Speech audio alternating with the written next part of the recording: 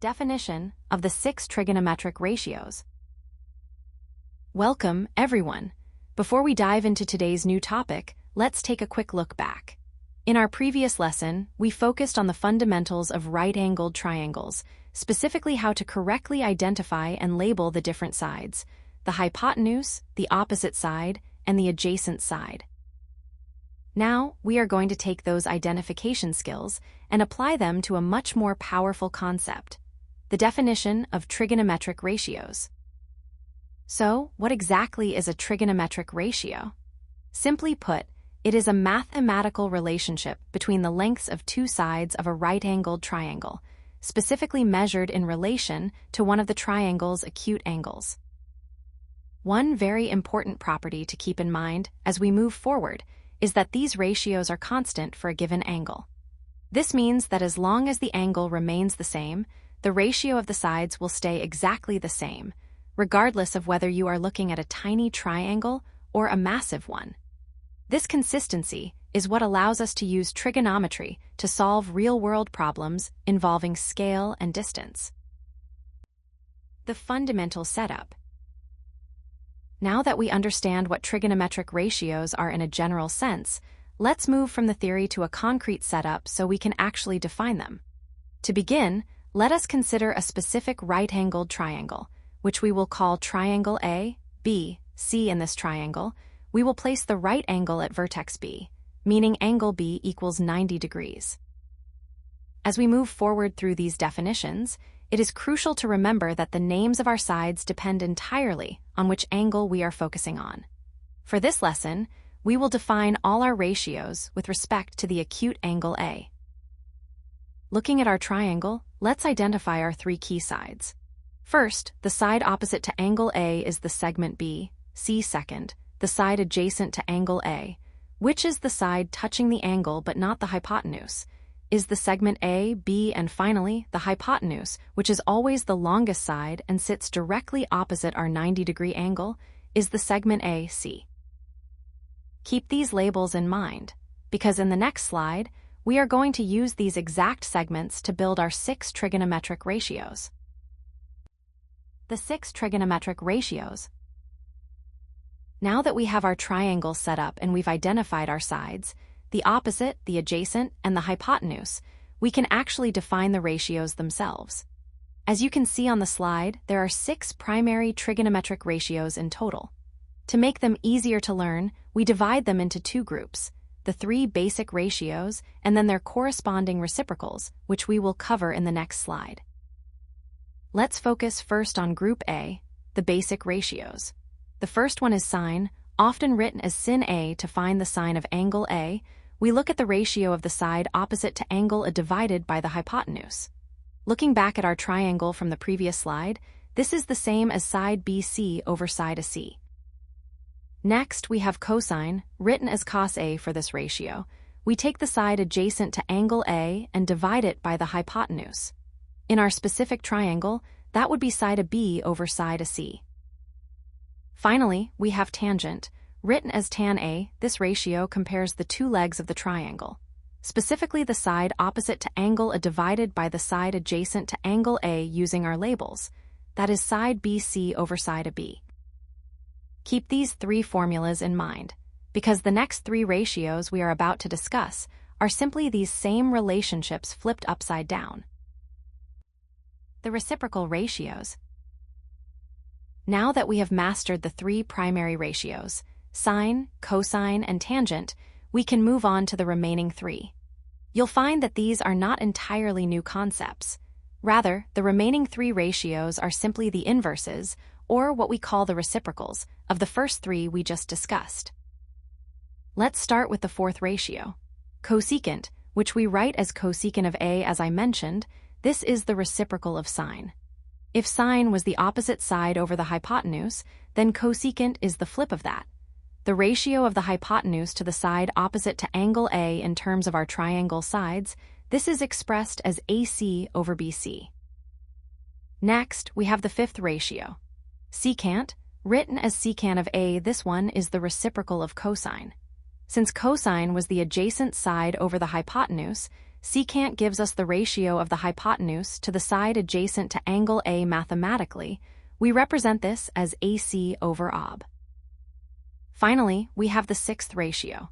Cotangent, written as cotangent of A, this is the reciprocal of tangent. If tangent was the opposite side over the adjacent side, then cotangent is the ratio of the side adjacent to angle A to the side opposite to angle A. You can write this as OB over BC.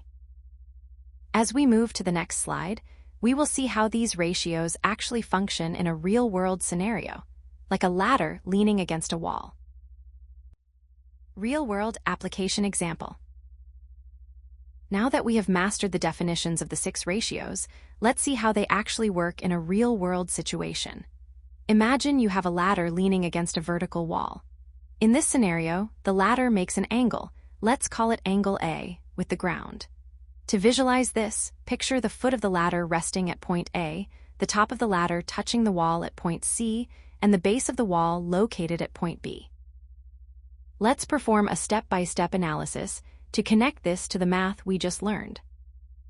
First, we need to identify the triangle.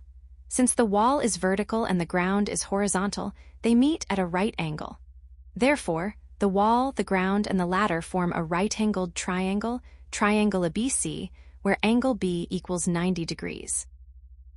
Next, we need to identify our sides relative to our reference angle, which is angle A. The ladder itself is the longest side, opposite the right angle. So the length of the ladder is our hypotenuse, side AC, the height of the wall, is the side directly across from angle A. So that is our side opposite to angle A, which is side BC. Finally, the distance along the ground from the foot of the ladder to the wall is the side touching angle A, making it our side adjacent to angle A, or side AB. Now, let's apply the ratios we defined in the previous slides. Suppose we want to find the ratio of the height of the wall to the length of the ladder. Looking back at our definitions, we see that the ratio of the opposite side to the hypotenuse is the sine ratio. So, sine of angle A equals the height of the wall divided by the length of the ladder, which is side BC over side AC. Alternatively, if we wanted to find the ratio of the distance from the wall to the length of the ladder, we would use the cosine ratio. This is the ratio of the adjacent side to the hypotenuse. Therefore, cosine of angle A equals the distance from the wall divided by the length of the ladder, which is side AB over side AC. As we move to the next slide, keep in mind that while these ratios are easy to apply when the triangle is laid out clearly, there are a few common pitfalls to watch out for when identifying your sides. Common mistakes to avoid. First, let's talk about the confusion between the opposite and adjacent sides. It is very common to mistake the adjacent side for the hypotenuse because, as we noted in our fundamental setup, both of these sides touch the angle A. To avoid this, always look for the right angle first. Remember, the hypotenuse is always the longest side of the triangle, and it is always positioned directly opposite the 90-degree angle. Second, please be careful with the idea of fixed side names. You might be tempted to think that side BC is always the opposite side just because it was labeled that way in our earlier examples. However, side names are not permanent. If we change our reference angle from angle A to angle C, the roles swap. In that case, side AB would become the opposite side, and side BC would become the adjacent side. Always re-identify your sides based on the angle you are currently using. Finally, watch out for errors when working with reciprocal ratios. A very frequent mistake is thinking that secant A is the reciprocal of sine A, simply because both names start with the letters. This is a trap. To keep them straight, try to pair them by their relationship.